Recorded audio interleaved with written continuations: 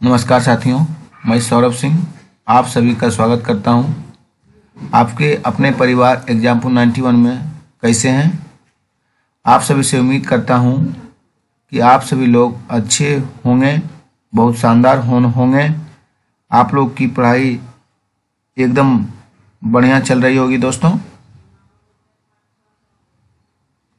आज जो हमारा सेशन रहने वाला है वो दोस्तों मैथ पेपर 1 के लिए मैथ का पेडागोगी का सेशन है। दोस्तों, इस सेशन में 100 क्वेश्चन करवाया जाएगा। दोस्तों, प्लीज़ आप लोग इस वीडियो को रिवीजन के पर्पज़ से देखिएगा। इसमें क्वेश्चन को पढ़ा जाएगा, उसके बाद आपको आंसर डायरेक्ट बताया जाएगा। दोस्तों, डिस्कशन इसमें नहीं करवाया जाएगा। दोस्तों, क्वेश्चन और आंसर जो आज तक सीटेट में पूछा गया है उसी का इसमें रिवीजन करवाया जाएगा। दोस्तों, और जो भाई एवं बहन नहीं देखेंगे इसका नेक्स्ट वीडियो, मतलब जो पहले अपलोड किया गया उसको पहले देखिए, जिसका पेपर 1 का थ्योरी भी बताया गया है।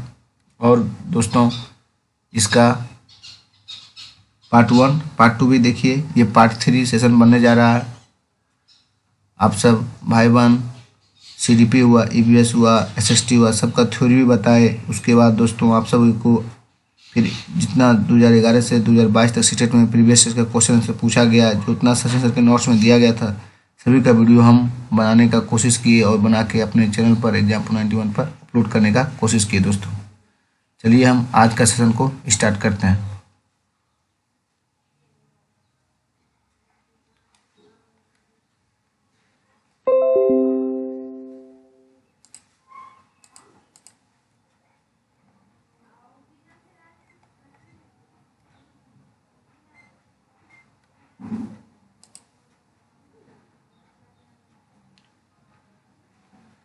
राष्ट्रीय पाठचर्या रूपरेखा 2005 के अनुसार निम्नलिखित में से कौन सा गणित शिक्षण का उद्देश्य प्राथमिक कक्षा के लिए न्यूनतम उपयुक्त है?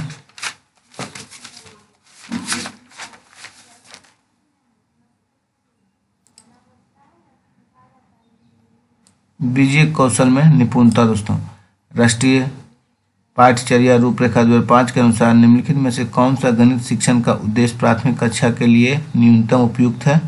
बीजीय कौशल में निपुणता। दोस्तों, 25 गुना 18 गुना 4 की तरह दी गई 3 संख्याओं को गुना करते समय एक विद्यार्थी निम्नलिखित तरीके से परिकलन करता है। विद्यार्थियों की संख्याओं के गुणन के निम्नलिखित में कौन सा गुणधर्मों का उपयोग किया है? दोस्तों, क्रम विनिमय एवं सहचर है। क्या है? तो किस गुणधर्मों का उपयोग किया है? दोस्तों, क्रम विनिमय एवं सहचर।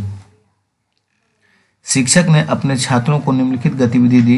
25 टाइलों को सभी संभव आयताकार सारणियों व्योम में व्यवस्थित कीजिए। इस गतिविधि द्वारा निम्नलिखित में से कौन सी गणितीय अवधारणाओं को संबोधित किया जा सकता है? क्षेत्रफल, गुणनखंड और परिमाप। दोस्तों, शिक्षक ने अपने छात्रों को निम्नलिखित गतिविधि दी। 25 टाइलों को सभी संभव आयताकार सारणी में व्यवस्थित कीजिए। इस गतिविधि द्वारा निम्नलिखित में कौन सी गणितीय अवधारणाओं से संबोधित किया जा सकता है? दोस्तों, क्षेत्रफल से, गुणनखंड से, परिमाप से। दोस्तों, नेक्स्ट क्वेश्चन देखिए। दोस्तों, गणित की एक शिक्षिका अपने विद्यार्थियों से पूछती है, आपके पास 7 सेकंड हैं और आपको उसमें से 7 दहाइयाँ निकालनी है। आपको कौन सी संख्या मिलेगी? वाट। एक छात्र कहता है, मुझे 0 मिलेगा। निम्नलिखित में कौन सा कथन छात्र द्वारा दिए गए उत्तर के संबंध में अति उपयुक्त है? दोस्तों, शिक्षिका को छात्रों को उत्तर तक पहुंचने की प्रक्रिया को समझाने के लिए कहना चाहिए और उसके अनुसार उपचारात्मक शिक्षण की योजना बनाना चाहिए।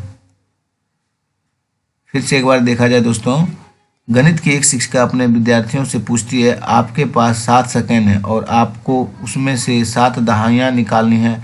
आपको कौन सी संख्या मिलेगी? एक छात्र कहता है, मुझे 0 मिलेगा। निम्नलिखित में से कौन सा कथन छात्र द्वारा दिए गए उत्तर के संबंध में अति उपयुक्त है? दोस्तों, शिक्षिका को छात्रों के उत्तर तक पहुंचने की प्रक्रिया को समझाने के लिए कहना और उसके अनुसार उपचारात्मक शिक्षण योजना बनाना चाहिए। सुश्री प्रिया ने विभाजन की संकल्पना समझाई है। इस पर छात्रों का आकलन करने के लिए निम्नलिखित में से प्रामाणिक कार्य का सबसे अच्छा उदाहरण कौन सा है दोस्तों? तो आपकी कक्षा में उपस्थित 25 छात्रों में 100 उपलब्ध ड्राइंग शीट समान रूप से वितरित करें। आपकी कक्षा में उपस्थित 25 छात्रों में 100 उपलब्ध ड्राइंग शीट समान रूप से वितरित करें। एक शिक्षक ने अपनी कक्षा के छात्रों को 75 से 5 घटाने को कहा। कक्षा के 70% छात्रों ने कहा 25। उन्होंने यह गणना इस प्रकार दिखाया 75 - 5 यानी 25। इस भ्रांति को दूर करने के लिए सबसे उपयुक्त अगला कदम कौन सा है दोस्तों? चलिए नेक्स्ट पढ़ते हैं दोस्तों। स्थानीय मान, यही आंसर होगा दोस्तों। स्थानीय मान के अवधारणा को दोहराएं और विद्यार्थी से कहें कि उन्होंने प्रश्न हल करने के लिए जो प्रक्रिया उपयोग की है उसे समझाएं। चलिए नेक्स्ट देखते हैं दोस्तों। 7 नंबर, राष्ट्रीय पाठ्यचर्या रूपरेखा 2005 के अनुसार निम्नलिखित में से कौन सा गणित के शिक्षण अधिगम को सुधारने और बेहतर बनाने के लिए दी गई सिफारिशों में से एक सिफारिश को निरूपित करता है? दोस्तों, आकलन पद्धतियों को बदलना जिससे विद्यार्थियों के प्रक्रियात्मक ज्ञान के स्थान पर गणितीकरण योग्यताओं की परख हो। दोस्तों, राष्ट्रीय पाठ्यचर्या रूपरेखा 2005 के अनुसार निम्नलिखित में से कौन सा गणित के शिक्षण अधिगम को सुधारने और बेहतर बनाने के लिए दी गई सिफारिशों में से एक सिफारिश को निरूपित करता है? आकलन पद्धतियों को बदलना जिससे विद्यार्थियों को प्रक्रियात्मक ज्ञान के स्थान पर गणितीकरण योग्यताओं की परख हो। चलिए दोस्तों, निम्नलिखित में कौन सा कथन गणित की प्रकृति के संदर्भ में उपयुक्त नहीं है?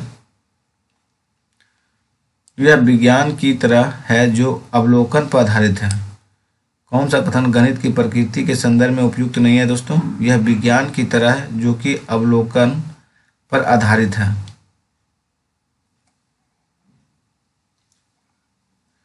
किसकी गणित में विद्यार्थियों के समालोचनात्मक चिंतन को प्रोत्साहित करने की संभावना अधिक है? यदि एक आयत का क्षेत्रफल 24 सेंटीमीटर स्क्वायर है और चौड़ाई 4 cm है तो इसकी लंबाई कितनी होगी? एक बार फिर से देखिए क्वेश्चन दोस्तों। 9 नंबर का है। किसकी गणित में विद्यार्थियों के समालोचनात्मक चिंतन को प्रोत्साहित करने की संभावना अधिक है? तो यदि एक आयत का क्षेत्रफल 24 सेंटीमीटर स्क्वायर है और चौड़ाई 4 सेंटीमीटर है तो उसकी लंबाई कितनी होगी? नेक्स्ट देखिए दोस्तों 10 नंबर, राष्ट्रीय पाठ्यचर्या की रूपरेखा 2005 के अनुसार कौन सा आधार उत्कृष्ट गणितीय शिक्षा के दृष्टिकोण को प्रदर्शित करता है? गणित की शिक्षा विद्यार्थियों को विभिन्न कैरियर के विकल्प मुहैया करवाएं। राष्ट्रीय पाठ्यचर्या की रूपरेखा 2005 के अनुसार कौन सा आधार उत्कृष्ट गणितीय शिक्षा के दृष्टिकोण को प्रदर्शित करता है? गणित की शिक्षा विद्यार्थियों को विभिन्न कैरियर के विकल्प मुहैया करवाएं।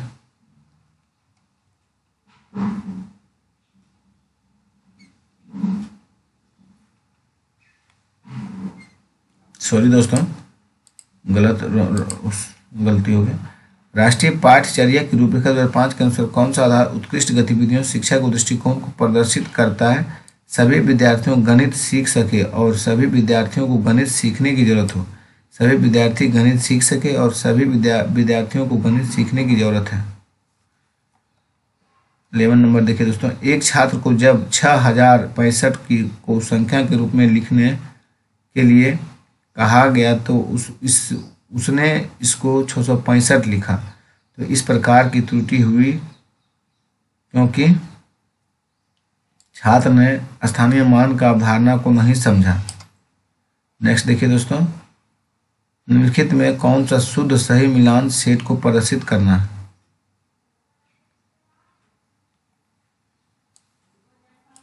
भ्रांति है दोस्तों 3 नंबर, तीसरा है 2/3 + 3/4 बराबर भ्रांति यानी गलती ये है दोस्तों। प्रदर्शन दोस्तों 1 नंबर है दोस्तों, 1 नंबर। अनुमान दोस्तों 4 है, अनुमान 4 है। 48 गुना 50 2500 अनुमान में जाएगा दोस्तों। तुलना आपका हो जाएगा 4 ग्रेटर लेस देन 5 दोस्तों। नेक्स्ट देखिए दोस्तों, राष्ट्रीय पाठचर्या रूपरेखा 2005 के अनुसार निम्नलिखित में कौन सा गणित शिक्षण का उद्देश्य प्राथमिक कक्षाओं के लिए न्यूनतम उपयुक्त है? बीजीय चिंतन की कुशलता को विकसित करना दोस्तों। राष्ट्रीय पाठचर्या रूपरेखा 2005 के अनुसार निम्नलिखित में से कौन सा गणित शिक्षण को उद्देश्य प्राथमिक कक्षाओं के लिए न्यूनतम उपयुक्त है? बीजीय चिंतन की कुशलता को विकसित करना। गणित में कक्षा आधारित आकलन को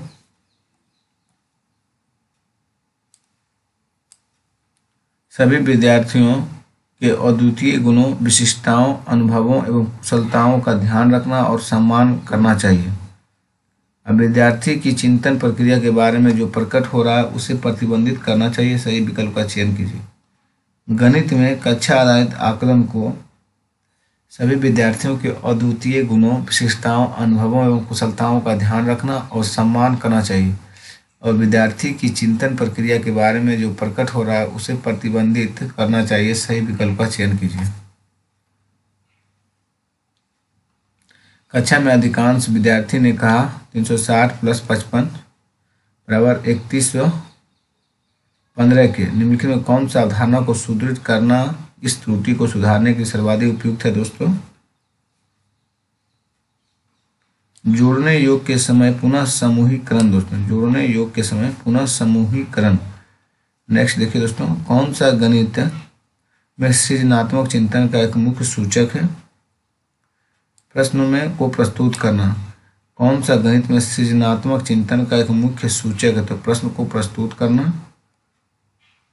सड़क विक्रेताओं और दुकानदारों द्वारा प्रयोग में लाए जाने वाले गणितीय कौशल और सामर्थ्य के संबंध में कौन से कथन सत्य हैं?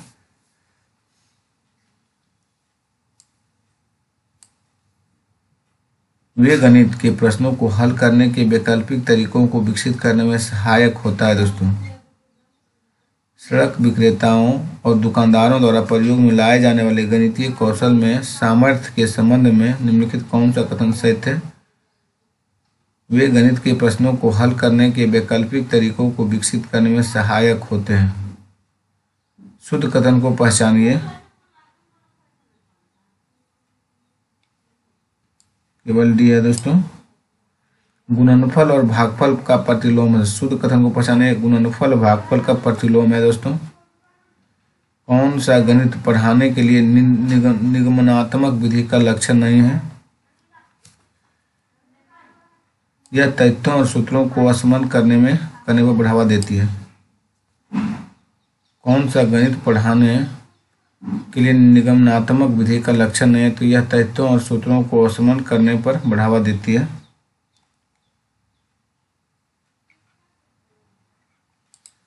सॉरी दोस्तों, इस विधि को अधिगमकर्ता नियम सूत्रों को खोजता है और उनका सामान्यीकरण करता है दोस्तों।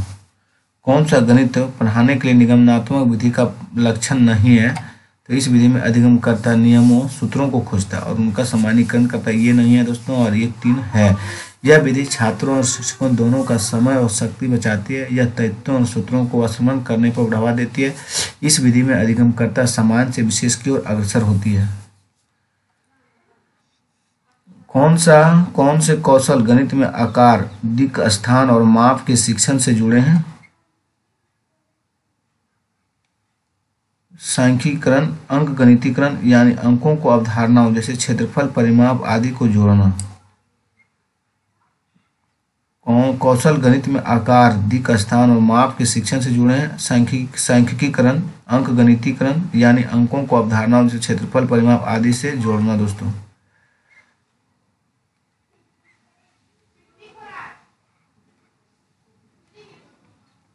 ए और बी है दोस्तों। ए भी होगा दोस्तों।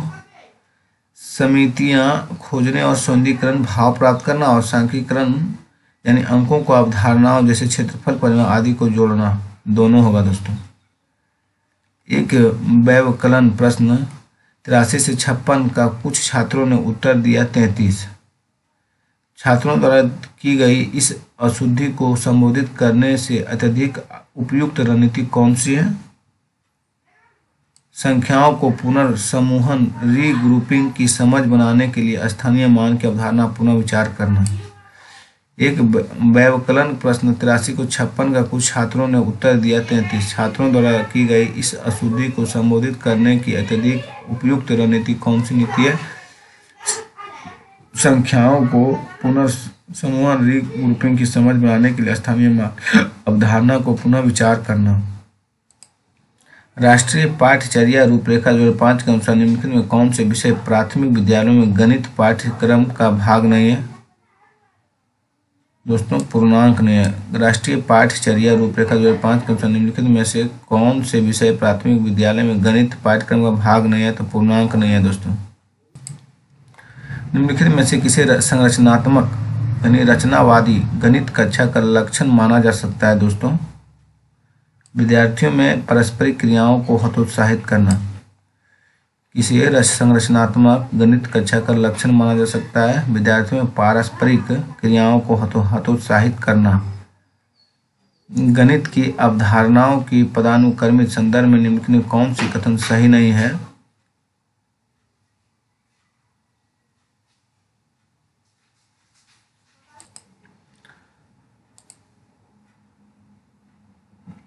तो देखिए दोस्तों, सॉरी गलत हो गया था उस समय दोस्तों। निम्नलिखित में से किसी संरचनात्मक रचनावादी गणित कक्षा का लक्षण माना जा सकता है? तो विद्यार्थियों द्वारा की गई त्रुटियों को ज्ञान का महत्वपूर्ण स्रोत समझना। दोस्तों यही संरचनात्मक गणित कक्षा लक्षण माना जा सकता है। दोस्तों चलिए 24 देखते हैं। गणित की अवधारणाओं के पदानुक्रमित संदर्भ में निम्नलिखित में कौन सा कथन सही नहीं है? तो दोस्तों भिन्नों का गठन दशमलव की अवधारणा पर हुआ है। गणित की अवधारणाओं के पदानुक्रमित संदर्भ में कौन सा कथन सही नहीं है? तो भिन्नों का गठन दशमलव की अवधारणाओं पर हुआ है, ये सही नहीं है। बाद में ये तीनों सही है। दोस्तों जो सही है उसको पढ़ते हैं। गुणन का गठन योग की अवधारणाओं पर हुआ। भाग का गठन व्यवकलन की अवधारणा पर हुआ। अपूर्णांकों का गठन प्राकृतिक संख्याओं की अवधारणा पर हुआ। चलिए नेक्स्ट देखते हैं दोस्तों। गणित को पढ़ाने के लिए खेल और पहेलियां प्रभावकारी रणनीतियां हैं क्योंकि यह निम्नलिखित को बढ़ावा देने में सहायक होती है। संकल्पनात्मक समझ। दोस्तों क्या बढ़ावा देती है? संकल्पनात्मक समझ। कौन सी प्राथमिक स्तर पर गणित की पाठ्य पुस्तकों की विशेषता नहीं होनी चाहिए? अवधारणा को प्रस्तुतिकरण जटिल से सरल होना चाहिए। कौन सी प्राथमिक स्तर पर गणित की पाठ्य पुस्तकों की विशेषता नहीं होनी चाहिए? अवधारणा का प्रस्तुतिकरण जटिल से सरल होना चाहिए।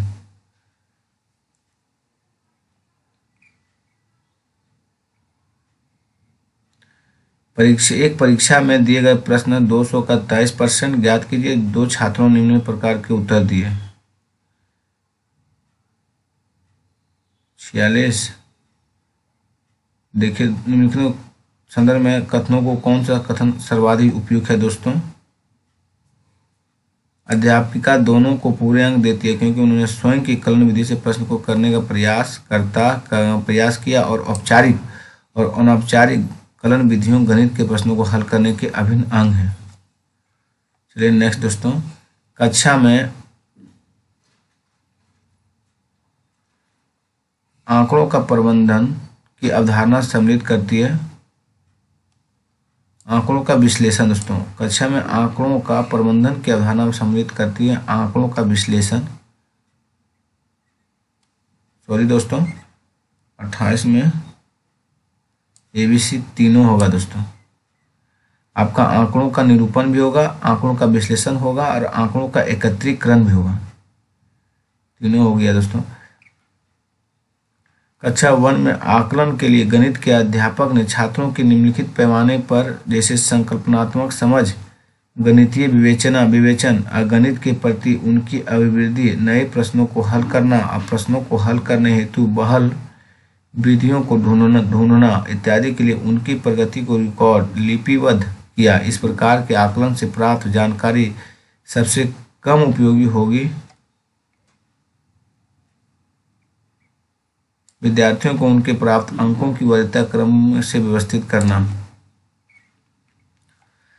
कक्षा 1 में आकलन के लिए गणित के अध्यापक ने छात्रों को निम्नलिखित पैमाने पर जैसे संकलनात्मक समझ, गणितीय विवेचना, गणित की प्रति उनके अभिवृद्धि, नए प्रश्नों को हल करना, प्रश्नों को हल करने हेतु पहल विधियों को ढूंढना इत्यादि के लिए उनकी प्रगति को रिकॉर्ड लिपिबद्ध किया। इस प्रकार के आकलन के प्रति जानकारी सबसे कम उपयोगी होगी विद्यार्थियों को उनके प्राप्त अंकों की वरीयता क्रम के व्यवस्थित करने के लिए।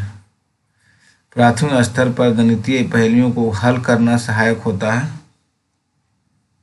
समस्या समाधान के कौशल को प्रोत्साहित करना। दोस्तों, प्राथमिक स्तर पर गणितीय पहेलियों को हल करना सहायक होता है समस्या समाधान के कौशल को प्रोत्साहित करने के लिए। नेक्स्ट देखिए दोस्तों, निम्न में से क्या बुनियादी संख्यात्मक कौशल में वृद्धि के लिए सुझावित शिक्षा शास्त्रीय रणनीति नहीं है? तो संख्यात्मक प्रश्नों का उपयोग है दोस्तों, यही नहीं है, अब तीनों है दोस्तों। हस्त कौशल सामग्री उपयोग है, कहानियों, कविताओं, खेलों का उपयोग है, मातृभाषा में निर्देश देना, तीनों है दोस्तों।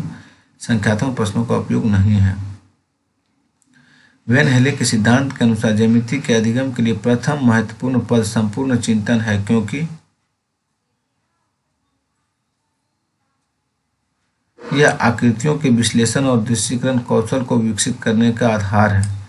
यह आकृतियों के विश्लेषण और दृश्यीकरण कौशल को विकसित करने का आधार है दोस्तों। अशुद्धियों अधिगम का एक आवश्यक अंग है। यह है सत्य है, क्योंकि यह शिक्षक और छात्रों दोनों के लिए ही अवसर उपलब्ध कराता है कि वे अपनी अशुद्धियों को विश्लेषण करें और उनको प्रभावपूर्वक रूप से संबोधित करें।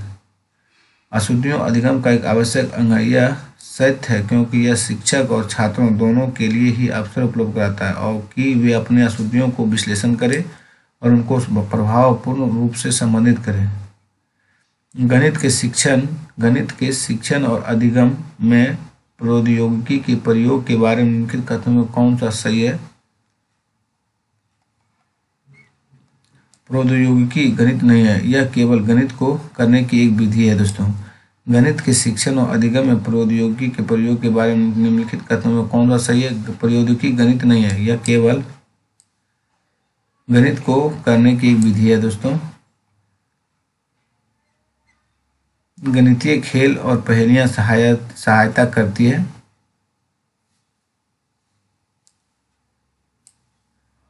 गणित और रोजमर्रा के विवेचना के बीच संबंध स्थापित करने में और बच्चों को गणित के प्रति सकारात्मक अभिवृद्धि के विकास में सक्षम करते हैं दोस्तों।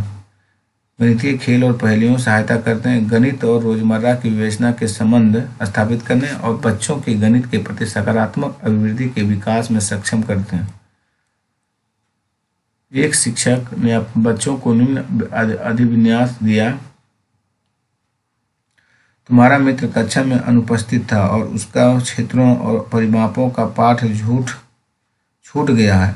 उसे एक पत्र यह व्याख्या करते हुए लिखो कि दोनों में क्या अंतर है। आप चित्रों का भी उपयोग कर सकते हैं। गणित में इस प्रकार का कार्य देने का प्रायोजक है दोस्तों 36 का 3 है दोस्तों, 1 और 4। पढ़ाई गई अवधारणाओं के बारे में बच्चों की समझ को जानना और छात्र की गणितीय संचारण में वृद्धि करना दोस्तों। फिर से एक बार देखिए दोस्तों, एक शिक्षक ने बच्चों को निम्न अधिविन्यास दिया। तुम्हारा मित्र कक्षा में अनुपस्थित था और उसका क्षेत्रों और परिमापों का पाठ छूट गया। उसे एक पत्र यह व्याख्या करते हुए लिखो कि दोनों में क्या अंतर है। आप चित्रों का भी उपयोग कर सकते हैं। गणित में इस प्रकार के कार्य को देने का प्रायोजक पढ़ाई गई अवधारणाओं के बारे में बच्चों की समझ को जानना और छात्र के गणितीय संरचना में वृद्धि करना दोस्तों। संख्याओं का स्थानीय मान पढ़ाने के बाद शिक्षक ने निम्न प्रश्न हल करने के लिए दिया है। मान लीजिए आप 2 अंक 3 और 5 लेते हैं। इन दोनों अंकों का उपयोग समान बार करते हुए 4 अंकों वाली संख्या बनाएं। क्या आपका उत्तर अनन्य है? उपयुक्त संदर्भ में कथनों को कौन सा सही है? यह एक संदर्भनात्मक प्रश्न का उदाहरण है दोस्तों। यह एक संदर्भात्मक प्रश्न का उदाहरण है। चलिए नेक्स्ट देखते हैं दोस्तों। गणित के अध्ययन में सामान्यतः अवधारणा मानचित्रों कॉन्सेप्ट मैप का उपयोग किया जाता है। अवधारणा मानचित्रों के बारे में दिए गए कथनों में कौन सा सही है? ACD है दोस्तों। यानी दोस्तों यह एक जटिल जाल तंत्र है जो कि एक अवधारणा की सभी उप अवधारणाओं के बीच के संबंध को चित्रित करता है। और दोस्तों इनका उपयोग नैदानिक उपकरणों के रूप में छात्रों को अधिगम में आने वाले कठिनाइयों को पहचानने के लिए किया जा सकता है। फिर यह गणित की प्रकृति के बारे में नई जानकारी अंतर्दृष्टि प्राप्त करने में अध्यापक की सहायता करता है। सही विकल्प को चुनिए। एक बार फिर से देख देते हैं दोस्तों। गणित के अध्ययन में सामान्यतः अवधारणा मानचित्र कॉन्सेप्ट मैप का उपयोग किया जाता है। अवधारणा मानचित्र के बारे में दिए गए कथनों में कौन सही है? तो यह एक जटिल जाल तंत्र है जो कि एक अवधारणा की सभी उप अवधारणाओं के बीच के संबंध को चित्रित करता है और इनका उपयोग नैदानिक उपकरणों के रूप में छात्रों को अधिगम में आने वाली कठिनाइयों को पहचानने के लिए किया जा सकता है। यह गणित की प्रकृति के बारे में नई जानकारी अंतर्दृष्टि प्राप्त करने में अध्यापक की सहायता करता है। सही विकल्प को चुनिए। 6 और 7 का योग 13 है, तो यह एक उदाहरण है दोस्तों। साध्य प्रतिज्ञप्ति दोस्तों, साध्य प्रतिज्ञप्ति। एक गणित की परीक्षा में सुश्री फातिमा ने एक प्रश्न सम्मिलित किया। यदि दो संख्याओं का योग 17 है तो संख्याएं क्या है? यह एक उदाहरण है।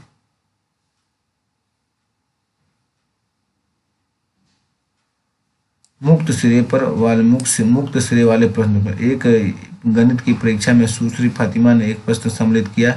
यदि दो संख्याओं का योग 17 है तो संख्याएं क्या है? यह एक उदाहरण है। 22 है दोस्तों, मुक्त सिरे वाले प्रश्न। गणितीय भाषा सहायक होती है समस्या समाधान कौशल को विकसित करने में और तार्किक विवेचना कौशल को विकसित करने में। गणितीय भाषा सहायक होती है समस्या समाधान कौशल को विकसित करने में और तार्किक विवेचन कौशल को विकसित करने में दोस्तों। प्राथमिक स्तर पर शाब्दिक समस्याओं इमारती सवालों को शामिल किया जाना चाहिए क्योंकि छात्रों द्वारा शाब्दिक समस्या इबारती सवालों को प्रभावी रूप से समझने, प्रतिपादित करने और हल करने की क्षमता अर्जित करना महत्वपूर्ण कौशल है दोस्तों। प्राथमिक स्तर पर शाब्दिक समस्याओं इमारती सवालों को शामिल किया जाना चाहिए क्योंकि छात्रों द्वारा शाब्दिक समस्याओं इबारती सवालों को प्रभावी रूप से समझने, प्रतिपादित करने और हल करने की क्षमता अर्जित करना महत्वपूर्ण कौशल है। छात्रों को जब दो भिन्नों का योग करने के लिए कहा जाता है तब बहुधा इस साधारण त्रुटि का सामना होता है।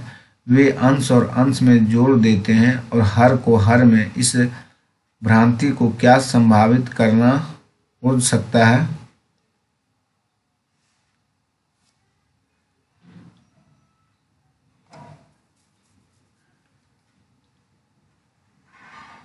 दोस्तों योग में सीखे गए तत्वों को सामान्यीकृत भिन्नों पर लागू करना। छात्रों को जब दो भिन्नों को योग करने के लिए कहा जाता है तब बहुधा इस साधारण त्रुटि का सामना होता है कि वे अंश को अंश में जोड़ देते हैं और हर को हर में। इस भ्रांति का क्या संभावित कारण हो सकता है? योग में सीखे गए तत्वों को सामान्यीकृत भिन्नों पर लागू करना। 44 देखिए दोस्तों। कंचों के खेल में रेणु 4 कंचे हार जाती है। उसके पास 7 कंचे बचे हैं। उसने कितने कंचों के साथ खेल शुरू किया था? उपरोक्त प्रश्न उदाहरण है। योग पर संदर्भनात्मक प्रश्न का। तो योग पर संदर्भनात्मक प्रश्न का बच्चों के गणितीय चिंतन के आकलन के लिए निम्न में से कौन सा अत्यंत उपयुक्त है दोस्तों? यदि 4.25 को 0 से 1 के बीच की संख्या से गुना किया जाए तो गुणनफल 4.25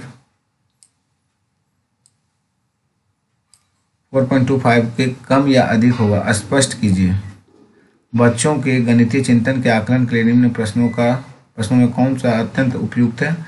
यदि 4.25 को 0 से 1 के बीच की किसी संख्या से गुना किया जाए तो गुणनफल 4.25 के कम या अधिक होगा, स्पष्ट कीजिए दोस्तों। बहुधा छात्र दशमलव संख्याओं की तुलना करने में त्रुटि करते हैं। उदाहरण के लिए 0.50 को 0.5 से बड़ा बताते हैं। इस त्रुटि का सर्वाधिक संभावित कारण हो सकता है पूर्ण संख्या के तत्वों का दशमलव संख्याओं में आत्म सामान्यीकरण। दोस्तों, पूर्ण संख्याओं के तत्वों का दशमलव संख्या में अति सामान्यीकरण निम्नलिखित में कौन सा एक रचनात्मक गणित की कक्षा का लक्षण है? दोस्तों, बच्चे अर्थपूर्ण गतिविधियों में व्यस्त हैं। बच्चे अर्थपूर्ण गतिविधियों में व्यस्त हैं। कौन सा एक रचनात्मक गणित की कक्षा का लक्षण है? बच्चे अर्थपूर्ण गतिविधियों में व्यस्त हैं। प्राइमरी गणित की अध्यापिका विद्यार्थियों से रूरल पैमाना निकालने के लिए कहती है क्योंकि वह लंबाई का मापन प्रकरण बढ़ाने वाली है। विद्यार्थी यह शब्द सुनकर उलझन में पड़ जाती है कि वे किस प्रकार की राजा रानी को निकाल सकते हैं। गणित के अध्यापिका को कक्षा में अक्सर इस प्रकार की विधियों का सामना करना पड़ता है।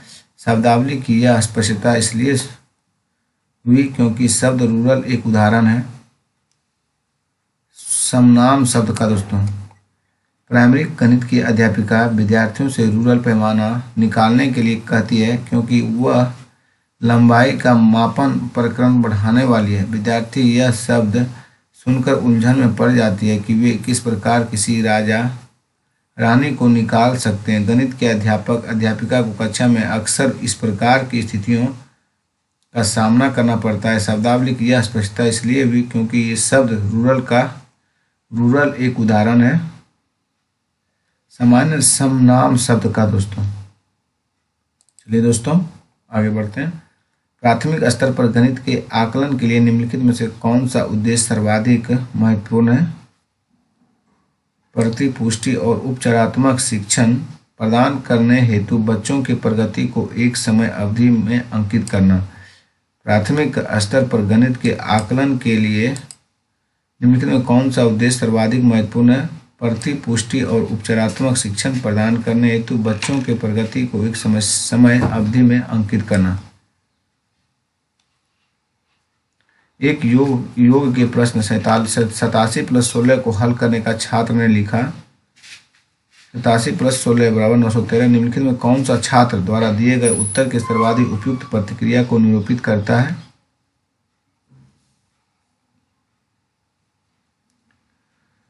दोस्तों, योग यानी जोड़ने के समय पुनर्समूहीकरण और संख्याओं के स्थानीय मान की पुनः समूहीकरण की अवधारणाओं को सुदृढ़ करने के लिए मूर्त और हस्त कौशल सामग्री का उपयोग किया जाना चाहिए। चलिए नेक्स्ट आगे बढ़ते हैं। दोस्तों, कौन सा कथन यह गणित कक्षा में गतिविधियों पर केंद्रित शिक्षण के लिए सही नहीं है? नई रट कर याद करने को प्रोत्साहन करना। दोस्तों, कौन सा कथन एक गणित कक्षा में गतिविधियों पर केंद्रित शिक्षण के लिए सही नहीं है? रट कर याद करने को प्रोत्साहित करना। दोस्तों, गणित की चिंता से ग्रस्त छात्रों के लिए गणित में आकलन की निम्नलिखित में कौन सी विधि सर्वाधिक उपयुक्त है? दोस्तों, ए और बी है। दोस्तों, छात्रों द्वारा जर्नल यानी दैनिक लिखना और क्षेत्र भ्रमण। दोस्तों, राष्ट्रीय पाठ्यचर्या रूपरेखा 2005 के अनुसार स्कूलों में गणित शिक्षा के मुख्य लक्षणों में से एक है। बहुत सारी गणित जानने के बजाय यह जानना अधिक उपयोगी है कि गणितीकरण कैसे किया जाए। निम्नलिखित में कौन सा उत्तर दिए कथन का अर्थ प्रतिबिंबित करता है?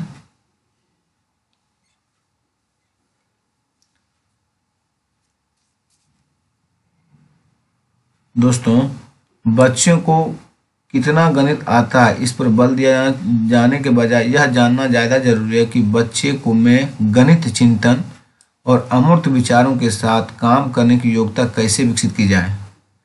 एक बार फिर से देखिए दोस्तों, बच्चों को कितना गणित आता है इस पर बल दिया जाने के बजाय यह जानना ज़्यादा जरूरी है कि बच्चों में गणितीय चिंतन और अमूर्त विचारों के साथ काम करने की योग्यता कैसे विकसित की जाए। चलिए नेक्स्ट क्वेश्चन सुन।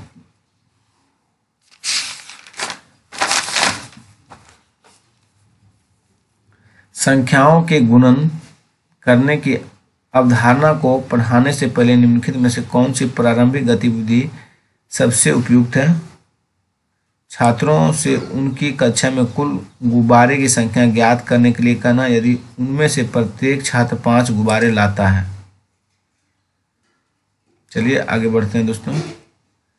एक 5वीं कक्षा में प्राथमिक स्कूल के अध्यापक अपने छात्रों को निम्नलिखित कार्य देते हैं। अपने आस पड़ोस से कक्षा 3 से 5 में पढ़ने वाले छात्रों की संख्या एकत्रित कीजिए।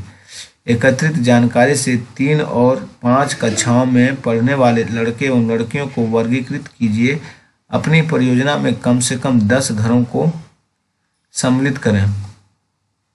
उपर्युक्त क्रियाकलाप को सर्वोत्तम रूप से उपयोग किया जा सकता है।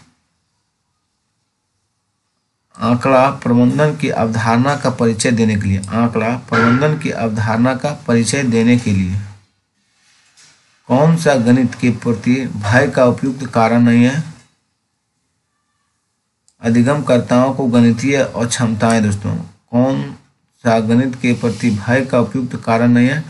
अधिगमकर्ताओं को गणितीय अक्षमताएं। दोस्तों, निम्नलिखित में कौन सा गणितीय निर्देशन मॉडलिंग के अति उपयुक्त उदाहरण है। एक घने वन में वृक्षों की संख्या का अनुमान लगाने के लिए गणितीय निर्देश मॉडल का निर्माण करना। दोस्तों, कौन सा गणितीय निर्देशन मॉडलिंग का अति उपयुक्त उदाहरण है। एक घने वन में वृक्षों की संख्या का अनुमान लगाने के लिए गणितीय निर्देशन मॉडल का निर्माण करना। एक शिक्षिका ने अपने छात्रों की गणित की पत्रिका जर्नल बनाने के लिए कहा और उनमें उन्हें उनके द्वारा दैनिक जीवन में प्रयुक्त की गई गणित की स्थितियों को लिखने के लिए कहा। इसका उद्देश्य छात्रों की सहायता करना कि वे कक्षा के गणित का बाहरी दुनिया में प्रयुक्त होने वाले गणित से संबंध स्थापित कर सकें। एक बार फिर से देखिए दोस्तों, एक शिक्षिका ने अपने छात्रों को गणित की पत्रिका बनाने के लिए कहा और उसमें उन्हें उनके द्वारा दैनिक जीवन में प्रयुक्त की गई गणित की स्थितियों को लिखने के लिए कहा। उसका उद्देश्य है छात्रों की सहायता करना कि वे कक्षा के गणित का बाहरी दुनिया में प्रयुक्त होने वाले गणित से संबंध स्थापित कर सकें। कुछ छात्रों में भागफल और शेषफल शब्दों के साथ उलझन भ्रांति है। छात्रों में इस प्रकार की उलझन को दूर करने के लिए निम्न में से कौन सी नीति उपयुक्त है। दोस्तों,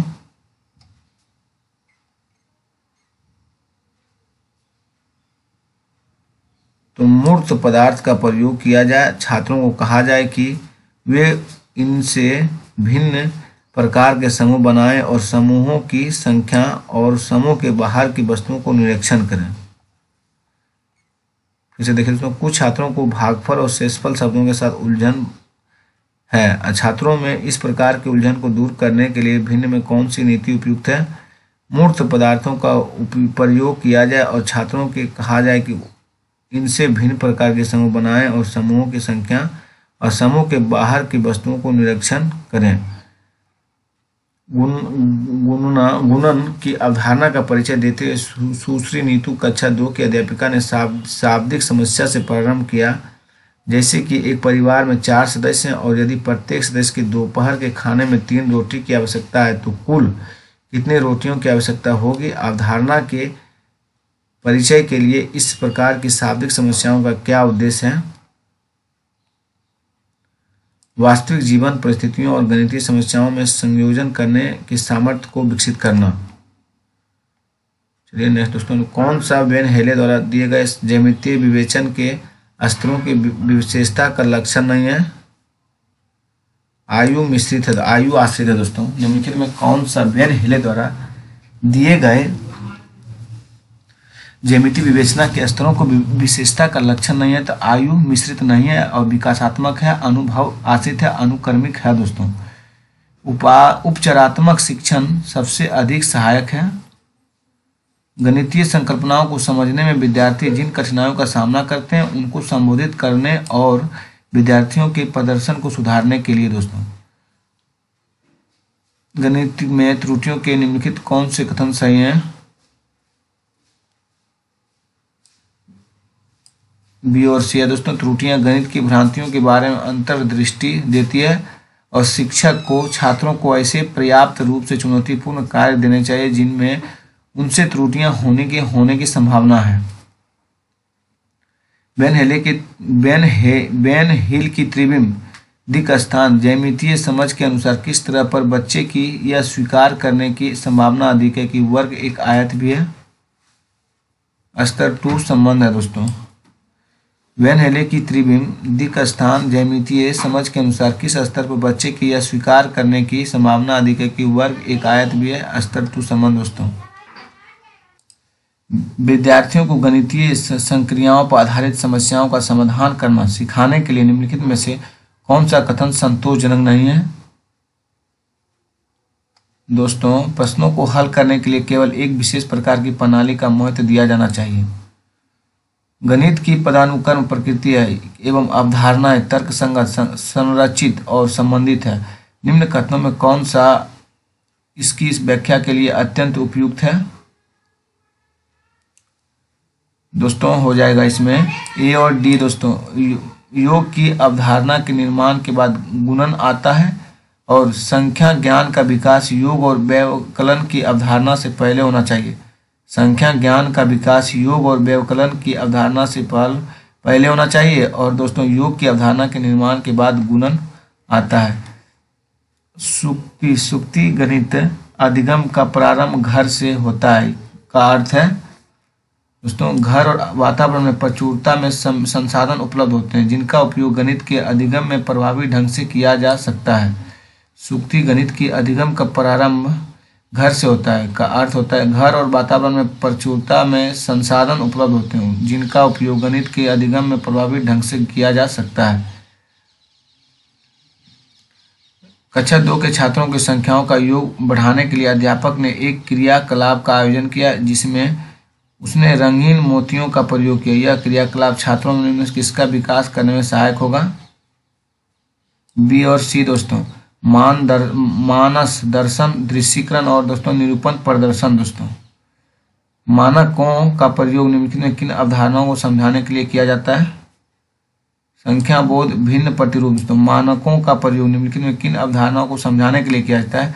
संख्या बोध और भिन्न प्रतिरूप दोस्तों।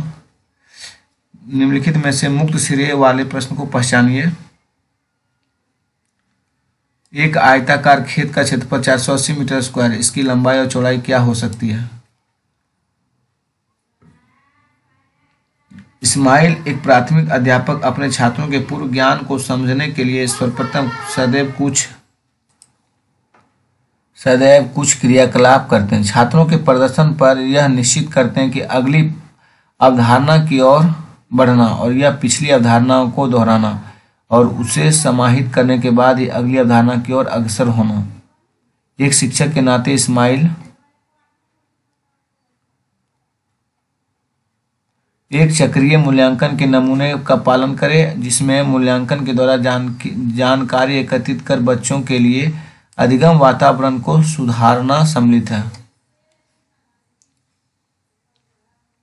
हस्तकौशल सामग्री मैनिपुलेटिन का उपयोग प्राथमिक स्तर पर गणित के शिक्षण अधिगम का अभिन्न अंग है क्योंकि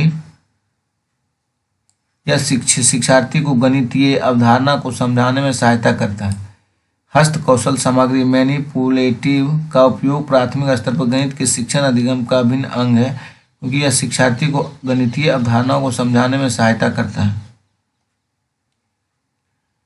1 से 9 तक की संख्याओं को बढ़ाने के लिए निम्न कौन सा क्रियाकलाप उपयुक्त है दोस्तों?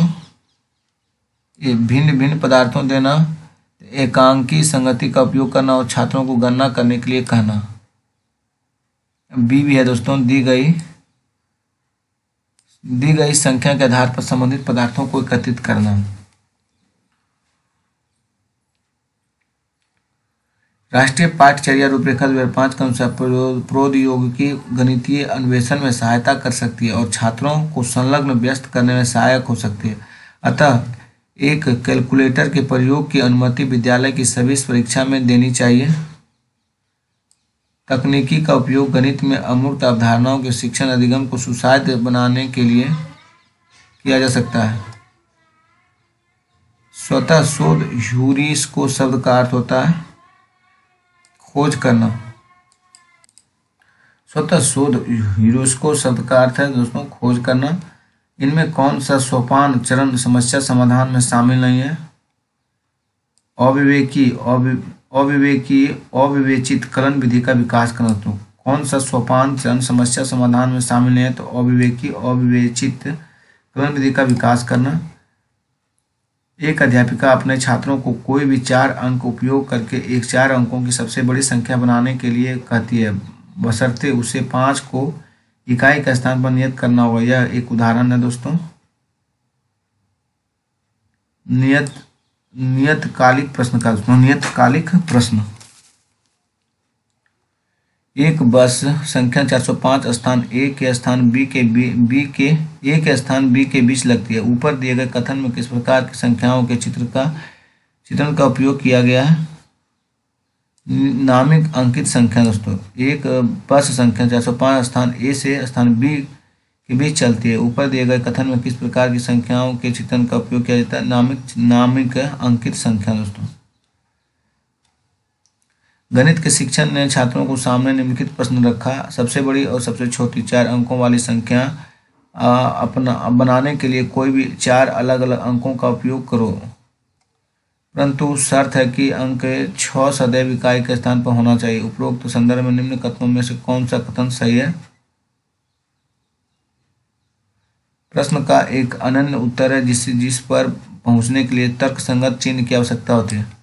प्रश्न का एक अनन्य उत्तर है जिस पर पहुंचने के लिए तर्कसंगत चिंतन की आवश्यकता है। व्यवकलन की एक समस्या 400 से 45 के सामने रखने पर एक विद्यार्थी ने कहा, यदि वह 40 होता और उत्तर 60 होगा, परंतु यह 45 है, इसलिए 55, 155, 155, 355 होगा, इसलिए 445 और 355 होगा। विद्यार्थी द्वारा प्रयुक्त युक्ति के लिए निम्न में कौन सा कथन सही है दोस्तों? यह एक औपचारिक कलन विधि है और विद्यार्थी की गणितीय सोच प्रक्रिया को प्रतिबंधित करती है। यह एक ऐसी विधि है, यह एक औपचारिक कलन विधि है और विद्यार्थी की गणितीय सोच प्रक्रिया को प्रतिबंधित करती है।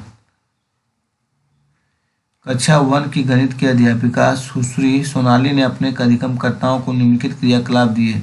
भिन्न आकार और रंगों वाली सीपियां, कंकड़, पत्थर, टोकन, प्रति को वर्गीकृत करना, भिन्न छड़ियों को उनकी लंबाई के अनुसार एक बंडल गट्ठे में व्यवस्थित करना, लकड़ियों, पंखों और पत्तियों को अपने आसपास के परिवेश में एकत्रित करना और उनको समूहों में बांधना, मोतियों को धागे में पिरोकर गणना के लिए माला बनाना। इस प्रकार के क्रियाकलाप क्या होगा दोस्तों?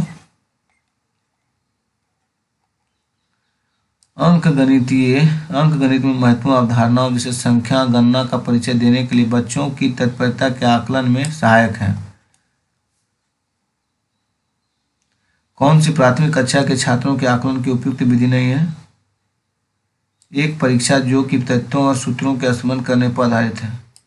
कौन सी प्राथमिक कक्षा के छात्रों के आकलन की उपयुक्त विधि नहीं है? तो एक परीक्षा जो कि तथ्यों और सूत्रों के स्मरण करने पर आधारित हो।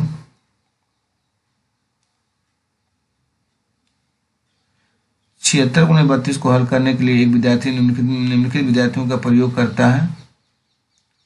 उपरोक्त विधि निम्नलिखित में कौन सा कथन सही है दोस्तों?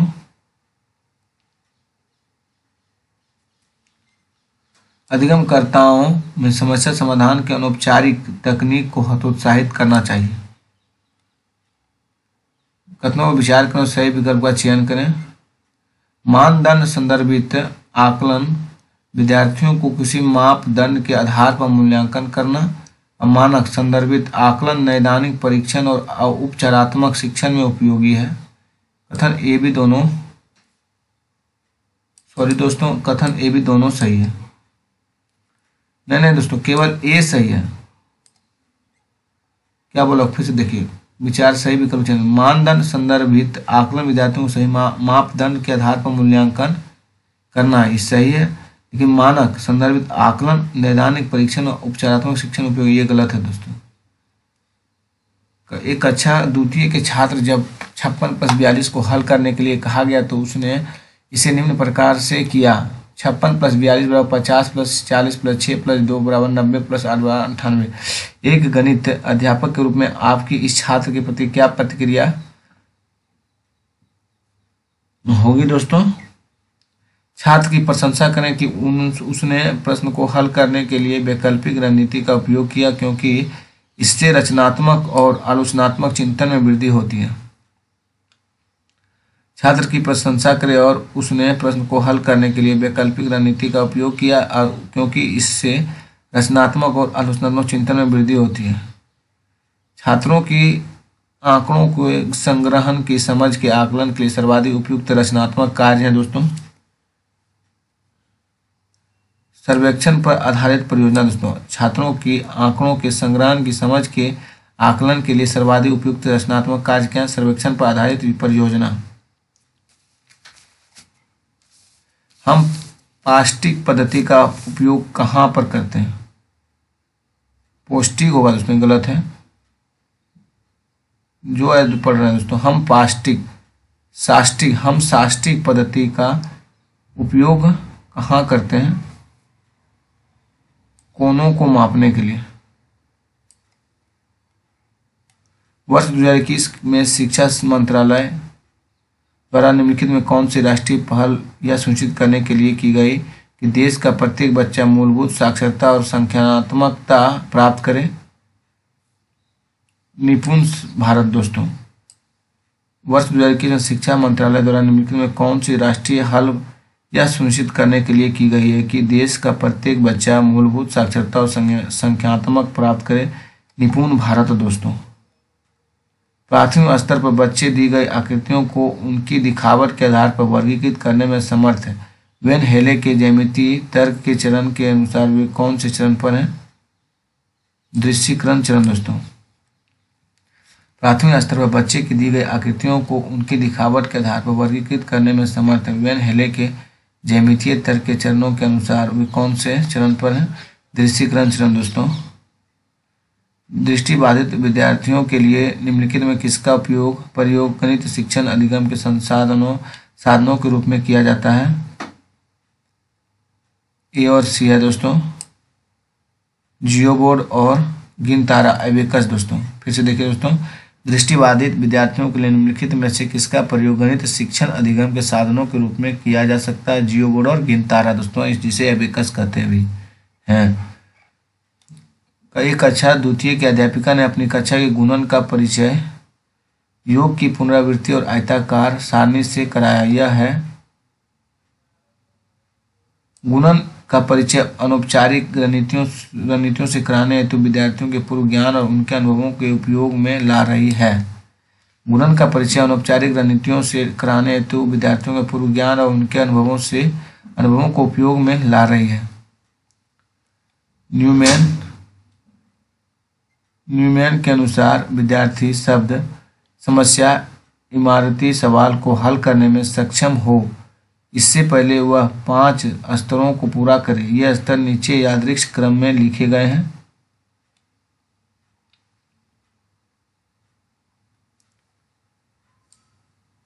दोस्तों, हो जाएगा समस्या को पढ़ने में सक्षम होना चाहिए, और फिर हो जाएगा दोस्तों पूछे गए कार्य को समझना। फिर गणितीय मांग के अनुसार समस्या का अनुवाद करने की आवश्यकता गणितीय संक्रियाओं को करना। फिर दोस्तों उत्तर को अर्थपूर्ण रचना में प्रदर्शित करना। चलिए नेक्स्ट देखते हैं दोस्तों आगे। राष्ट्रीय पाठ्यचर्या रूपरेखा एनसीएफ 2005 के अनुसार निम्न में कौन सा कथन गणित सीखने के संदर्भ में कक्षा में भावी परिवेश की परिकल्पना दृष्टि से निरूपित करता है? 93 दोस्तों, ए और सी है। यानी हो गया छात्र समूहों में काम कर रहे हैं और वास्तविक जीवन की परिस्थितियों के साथ संबंध जोड़ते हुए प्रश्नों को हल करने के लिए विभिन्न रणनीतियों खोज रहे हैं। और दोस्तों, शिक्षक अधिगम की प्रक्रिया पर मनन कर रहे हैं और गलतियों को अधिगम के अवसरों के तौर पर देख रहे हैं। चलिए नेक्स्ट देखते हैं दोस्तों। एक 5वीं कक्षा की छात्र त्रिविम आकृतियों का उनके गुणों के आधार पर श्रेणियों में वर्गीकरण कर पाती है। ज्यामिति विकास के वेन हेले सिद्धांत के अनुसार वह छात्र ज्यामिति विवेचना के डैश के स्तर पर है दोस्तों, विश्लेषण पर है। कौन सी गणित में समस्या समाधान की रणनीति नहीं है? रट कर याद कर स्मरण करना, ये नहीं है दोस्तों, बाद की तीनों है दोस्तों। कौन सा बंद सिरे वाला प्रश्न है? 178 को 184 के बीच 5 पूर्ण संख्याओं को लिखिए। बंद सिरे वाला प्रश्न है दोस्तों ये। भिन्नों के योग की अवधारणाओं के पाठ की योजना बनाते समय एक अध्यापक आयताकार पट्टी को मोड़ने के लिए क्रियाकलाप का उपयोग कर रहा है। ऊपर दिए क्रियाकलाप एक डैश है। पूर्व विषय वस्तु क्रियाकलाप है दोस्तों। भिन्नों के योग की अवधारणा के पाठ की योजना बनाते समय एक अध्यापक आयताकार पट्टी को मोड़ने के क्रियाकलाप का उपयोग कर रहा है। तो ऊपर दिया गया क्रियाकलाप एक पूर्व विषय वस्तु क्रियाकलाप है दोस्तों। निम्नलिखित कथन में कौन सा कौशल व्यक्त किया गया है जो वस्तुओं को परमात्रीकरण को समझाने के लिए बच्चों की सहायता करेगा? बच्चों मनोगत 2 में 1 और 3 में 2 और 4 में 3 और 5 में 4 आदि इत्यादि सम्मिलित करता है। पदानुक्रमिक समावेशन दोस्तों। निम्नलिखित में कौन सा कौशल व्यक्त किया गया है कि जो वस्तुओं के परमात्रीकरण को समझने के लिए बच्चों की सहायता करेगा? बच्चों मनोगत 2 में 1, 3 में 2, 4 में 3 और 5 में 4 आदि इत्यादि सम्मिलित करता है। पदानुक्रमिक समावेशन दोस्तों। राष्ट्रीय पाठ्यचर्या रूपरेखा 2005 के अनुसार गणित पाठ्यचर्या को महत्वपूर्ण लक्षण रूपक हैं ए और बी दोस्तों। इसे महत्वाकांक्षी एवं सुसंगत होना चाहिए और इसे क्रियाकलाप गतिविधियों पर केंद्रित होना चाहिए। राष्ट्रीय पाठ्यचर्या रूपरेखा 2005 के अनुसार गणित पाठ्यचर्या का महत्वपूर्ण लक्षण रूपक क्या है? इसे महत्वाकांक्षी एवं सुसंगत होना चाहिए, इसे क्रियाकलाप गतिविधियों पर केंद्रित होना चाहिए। कौन सा पोल्या के समस्या समाधान के प्रतिरूप मॉडल का चरण नहीं है? कलन विधि को याद करना दोस्तों। निम्नलिखित में से कौन से पोल्या के समस्या समाधान के प्रतिरूप मॉडल का चरण नहीं है? तो कलन विधि को याद करना और ये नहीं होगा दोस्तों। आज जो होगा उसको देखते हैं। समस्या को समझना, योजना की युक्ति निकालना, योजना बनाना, पुनः जांचना, तीनों होगा दोस्तों, ये नहीं होगा। थैंक यू दोस्तों। वीडियो स्टॉप करते दोस्तों।